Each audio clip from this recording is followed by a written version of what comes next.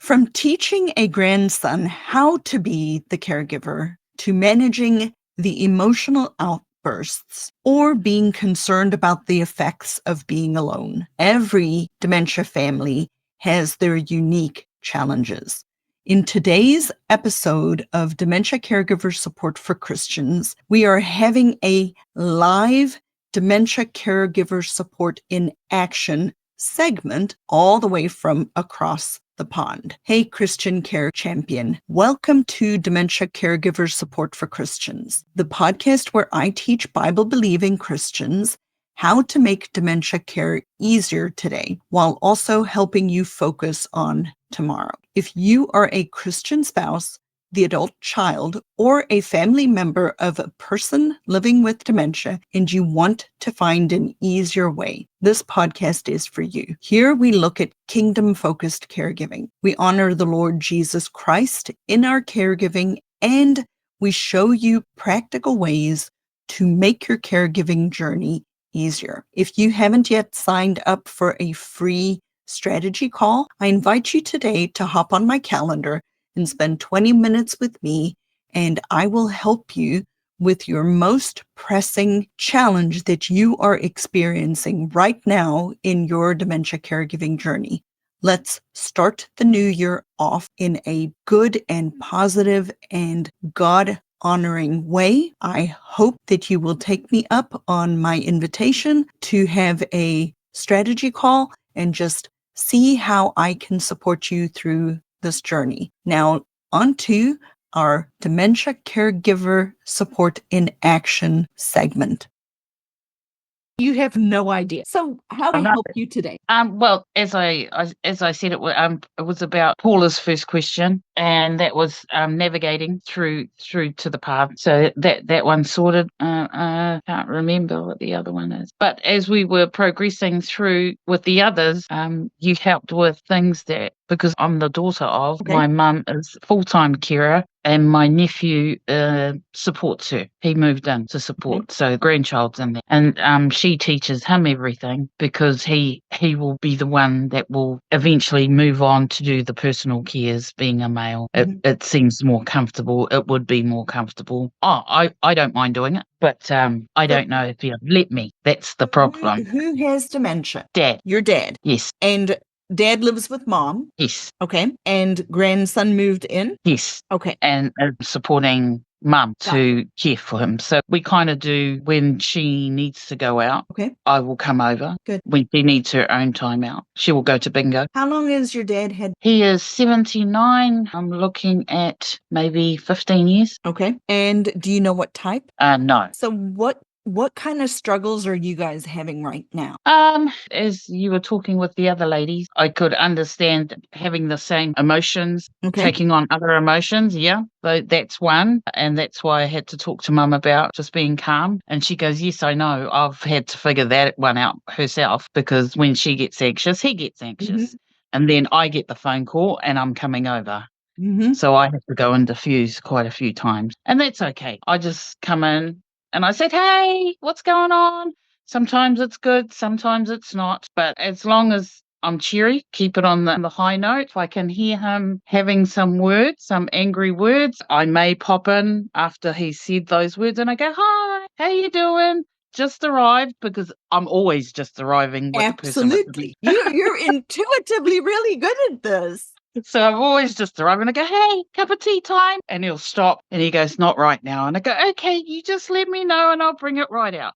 So those are the things that we're dealing with now, because it's obviously progressed. Time alone. He likes time alone. Is that a normal thing? Because we let him have that time, but we don't want it to be too long. Okay, so when you say he wants time alone, what do you mean by that? He will go into the garage, which is separate from the house, and spend time alone in there by himself. And he likes it. What does he do? He just sits there sometimes. Okay. And because in there we have excess furniture, table, chairs, sofas. So he could sit in. No power No, tools. no. Okay. We've removed those. I'm just making sure, girl. I'm just making sure. We've removed those, and we've removed. You know, I'm on the other side of the world. I have to ask. Yeah, no, that's fine. We already know that because he can take things apart and we can't put them back together.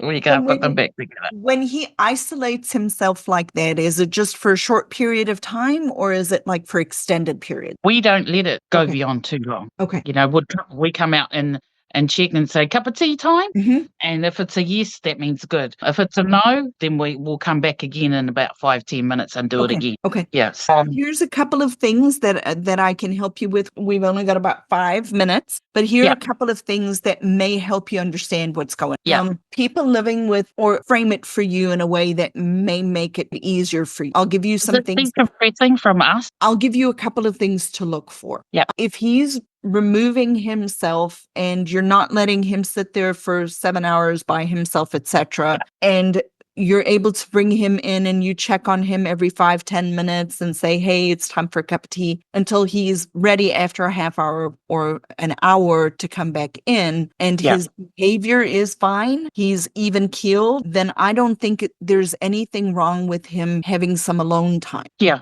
But if when he comes back, he's annoyed and agitated, and so you kind of have to try and figure out the why behind the what, right? Oh, yeah. Why is he doing what he's doing? Is the house I would pay attention to when he does this, what's been going on right before. Is there 25 people in the house, the music's on, that is on, everybody's talking, and he goes because he's overstimulated and needs decompress?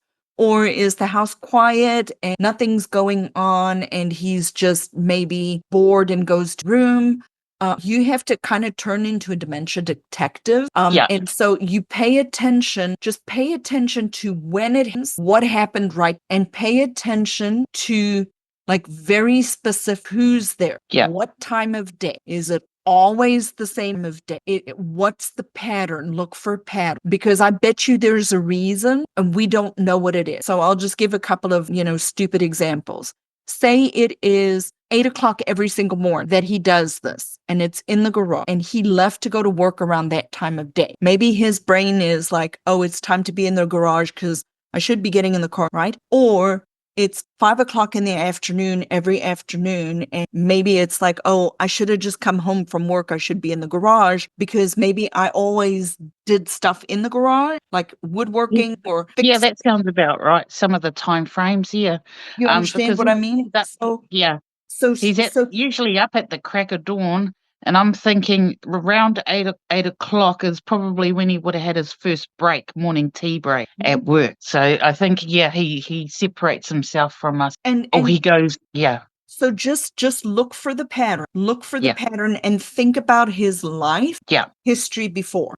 And then as long as it's safe, as long as he can't get out of the garage and wander away from home, as long as you guys are checking on him and he's not overly isolated the rest of the time, I wouldn't worry. Oh, yeah, because I'm always wondering about wandering as well. But that's why when he's in the garage, we just keep an eye out, and even going to the mailbox, because every day he's checking the mailbox all the time. People who are really benefiting from the community are the people who joined earlier on before they need it, and that have been active and are participating in the community, because then they already know what questions to ask and they have a place to come, and they're not constantly wondering, what do I need to do? How do I need to do it? So people listening are interested in tapping into or learning about the community, I'd invite you to just go to the website, thinkdifferentdementia.com.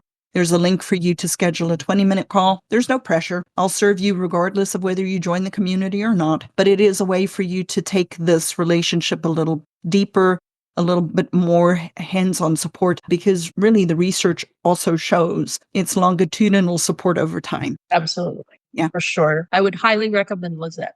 She's awesome. Tracy, I appreciate that endorsement. You are welcome. Thank you, everybody, for listening today. And as I try to remember, I don't always remember. May the Lord bless you and keep you, and come back and listen some more. I'm hoping to do more of these coaching style episodes on a Friday. So come back and check us out. And thank you for being here today.